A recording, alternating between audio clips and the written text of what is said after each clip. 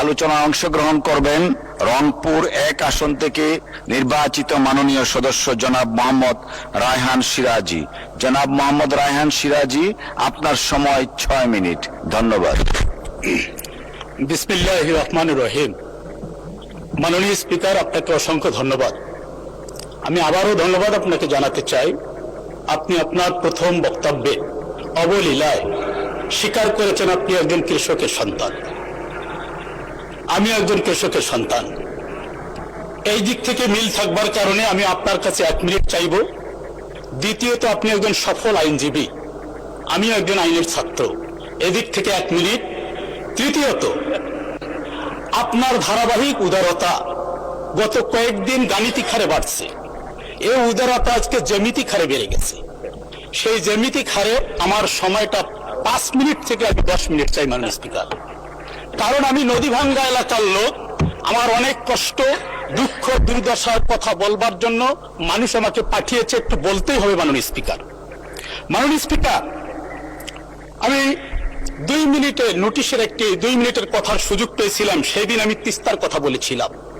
আমি যে এলাকা থেকে এসেছি, চীনের দুঃখ যেমন হোয়াং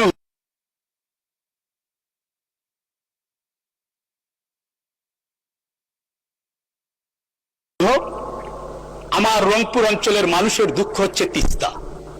তিস্তা নিয়ে কথা হয়েছে, আর তিস্তার কথা মনে পড়লেই মনে পড়ে মাননীয় মন্ত্রী অধ্যক্ষ আসাদুল হাবিব দুলু, যিনি আমার কারমাইকেলের ইকোনমিক্স ডিপার্টমেন্টের বড় ভাই, যিনি আমার নির্বাচনী আসনের, উনি 18 লালমনিরহাট 3, আমি 19 রংপুর 1। আমার আসনের উপর দিয়ে ওনার যাওয়া আসা। উনি অসুস্থ, চিকিৎসাধীন অবস্থায় আছে, আমি তার জন্য দোয়া কামনা করি, আল্লাহ যেন তাকে সুস্থতা দান করেন। আমিন। তিস্তা মহাপরিকল্পনা বাস্তবায়নের আমরা সবাই আন্দোলনের অংশীদার। উনি একজন কর্ণধার ছিলেন। আমরা আজকে পানি সম্পদ মন্ত্রী মহোদয় আছেন, ওনার কাছে আমরা সুস্পষ্টভাবে ওনার বক্তব্যে আমরা জানতে চাই এই তিস্তা মহাপরিকল্পনার কাজটি কতদূর অগ্রসর। কারণ আমি যে আসন থেকে নির্বাচিত হয়েছি, এই আসনটি গঙ্গাচড়া উপজেলার 9টি ইউনিয়ন, রংপুর সিটি কর্পোরেশনের 1 থেকে 9 নং ওয়ার্ড। আমার উপজেলা, যেটি 7টি ইউনিয়ন তিস্তা তীরবর্তী, ময়না থেকে নোহালী পর্যন্ত 23 কিলোমিটার নদী ভাঙ্গনের মুখে পড়েছে। ইতিমধ্যে আমি এটার আবেদন জমা দিয়েছি, মন্ত্রী মহোদয় সুপারিশ করেছেন, এটা প্রক্রিয়াধীন আছেন। তিস্তা মহাপরিকল্পনা বাস্তবায়ন না হওয়া পর্যন্ত টেকসই স্থায়ী এটার একটা বন্দোবস্ত হওয়া দরকার। কারণ ফসলি জমি, বসত ভিটা দিন দিন বিলীন হয়ে যাচ্ছে। মাননীয় স্পিকার, আমার এলাকার মানুষ অনেক প্রত্যাশা নিয়ে পাঠিয়েছেন। আমি প্রথম দিনে বক্তব্যে বলেছিলাম 38 বছর পর তাদের জন্মসূত্রে সন্তানকে পাঠিয়েছে। এর পেছনে একটা লজিক্যাল হিস্ট্রি আছে। মাননীয় স্পিকার, ওই আসনে 38 বছর যারা প্রতিনিধিত্ব করেছে, তারা জন্মসূত্রে কেউ ওই মাটির সন্তান ছিলেন না, বাইরে থেকে নিয়ে যাওয়া হয়েছিল। ডিউ রেসপেক্ট, আমি তাদেরকে সম্মান রেখে বলছি, তারা কাজ করেছে, কিন্তু জন্মসূত্রে ছিলেন না। তবে একজন ছিলেন 24-এর ডামি নির্বাচনে, সেই সংসদের হায়াত বেশি দিন ছিল না। মাননীয় স্পিকার, আমার অঞ্চলের মানুষ আমার কাছে জানতে চেয়েছিল যে আমার চর অঞ্চলের উন্নয়ন আমরা কবে করব।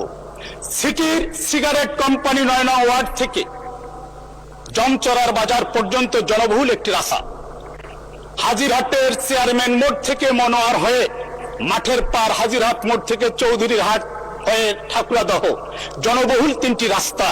যেই রাস্তাটা প্রশস্তকরণ দরকার, যেই রাস্তাটি সংস্কার করা দরকার। আমার একটি হাসপাতাল, উপজেলা স্বাস্থ্য কমপ্লেক্স আছে, সেখানে অ্যাম্বুলেন্স নেই, ডিজিটাল এক্সরে মেশিন নেই, পরিচ্ছন্ন কর্মী নেই। আমার এলাকার কৃষকদের হাজারি আলুর দাম তারা ন্যায্য মূল্য পাচ্ছে না। পাম্পের সামনে কাতারে কাতারে হাজারে হাজারে মানুষ, তেল নাই। ঘন্টার পর ঘন্টা জীবন থেকে অসংখ্য সময় চলে যাচ্ছে। এটি সিন্ডিকেট নাকি সংকট, এটির একটা সমাধান হওয়া দরকার। মাননীয় স্পিকার, আমার তরুণ যুবকরা নির্বাচনের সময় তারা জানতে চেয়েছে আমি কি করতে চাই তাদের জন্য। মাদক অভিশাপ, আমাদের সন্তানরা নষ্ট হয়ে যাচ্ছে। এই তরুণদের কর্মক্ষম করবার জন্য প্রধানমন্ত্রীর ঘোষণা করব কাজ করব দেশ। আমার গঙ্গাচড়া ছিটির মানুষগুলো কাজ চায়, তারা রংপুরকে গড়তে চায়। এখানে স্থায়ী কি কর্মসংস্থান, 54 বছরের টেকসই স্থায়ী কোনো শিল্প কারখানা গড়ে ওঠে নাই। মাননীয় স্পিকার, এই প্রত্যাশাগুলো নিয়ে জনগণ আমাকে পাঠিয়েছে। আমি এখানে স্থায়ী শিল্প কারখানা, ক্ষুদ্র মাঝারি এগুলো যেন গড়ে ওঠে, আমি সংশ্লিষ্ট মন্ত্রণালয়ের দৃষ্টি আকর্ষণ করছি। মাননীয় স্পিকার, আমি ছাত্র জীবনে একটা কবিতা লিখেছিলাম, কষ্টেরও ব্যথা আছে, কষ্ট পাই ভীষণ কষ্ট, বলি যখন কথা স্পষ্ট, বন্ধু তখন চেঁচিয়ে বলে তুই বেটা নষ্ট। আজকে এই মহান সংসদে এসে যখন আমি তন্ময়ের সাথে কিছুদিন ধরে বক্তব্য শুনছি, 26-এর আগে 24-এর পূর্বে আমাদের কথা, আমাদের সুর, আমাদের ল, আমাদের তাল সব ছিল এক এবং অভিন্ন। আজকে কোথায় যেন গ্যাপ হওয়ার কারণে আজকে আমরা অল্পতে আকারে ইঙ্গিতে প্রত্যক্ষ পরোক্ষ ভাবে আঘাত করবার চেষ্টা করছি। টেনে আনছি 71, টেনে আনছি 72, আর 72-এর সংবিধানের কথা মাননীয় ব্যারিস্টার আন্দালিব রহমান পার্থ সংসদ সদস্য উনি বলেছিলেন আমাদের নাকি গাত্রদাহ হয়। মাননীয় স্পিকার, আমি মনে করি গাত্রদাহ জাতীয়তাবাদী দল বিএনপির হওয়া উচিত, কারণ এই সংবিধানের 6ষ্ঠ তফসিলে যেই স্লোগান দিয়ে জাতীয়তাবাদী দল, যার নেতাকর্মী উজ্জীবিত হতো, স্বাধীনতার ঘোষক জিয়া, লও লও লও সালাম, এই সংবিধান সেটিকে ওই মাননীয় সদস্য,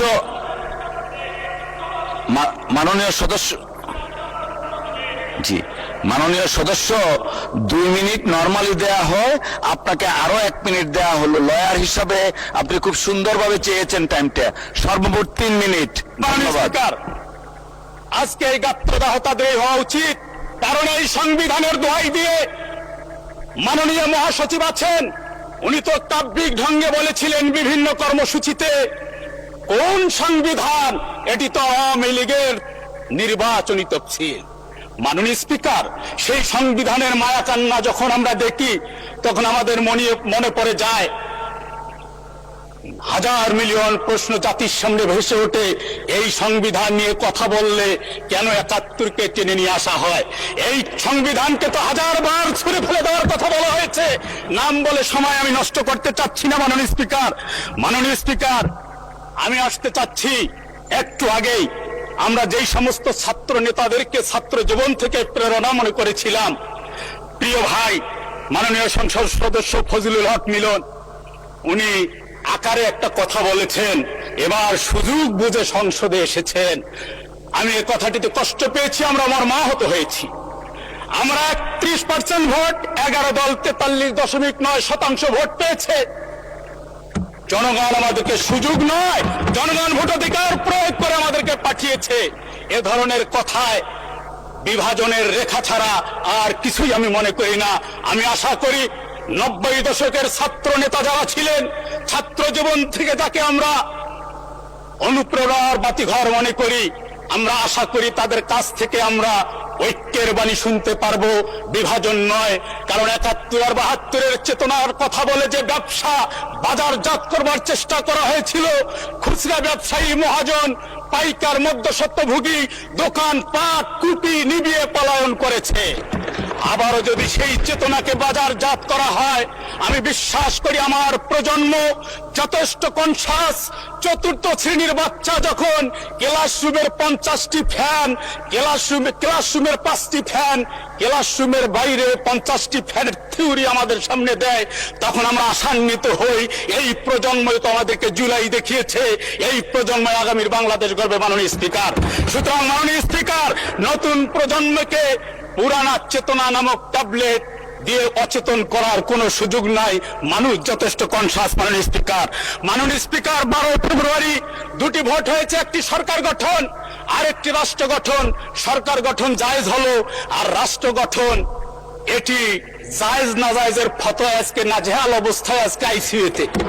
মাননীয় স্পিকার, একটি জায়েজ হলো, একটির স্বীকৃতি দিলাম, একই গর্ভে 2টি সন্তান জন্মগ্রহণ করলে একটিকে স্বীকৃতি দিলাম, আর একটির ডিএনএ টেস্ট পজিটিভ হওয়ার পরেও তাকে গলা চিপে হত্যা করে মর্গে পাঠাচ্ছি। জাতি এ নিয়ে আজকে খুবই কষ্টে আছে, জাতি জবাব দেবে, না হলে নতুন করে আবার। ধন্যবাদ মাননীয় সদস্যবৃন্দ। জি